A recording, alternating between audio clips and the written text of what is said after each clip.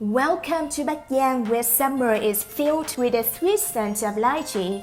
Every year from May to July, this northern province bursts into motion as lychee harvest season begins.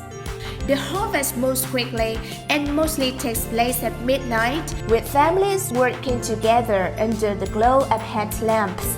And then a new day begins. A moving river of motorbikes, piled high with baskets of lychee, flood into collection point to supply the traders. It's so crowded and vividly colorful, a rhythm that truly defines summer in the region.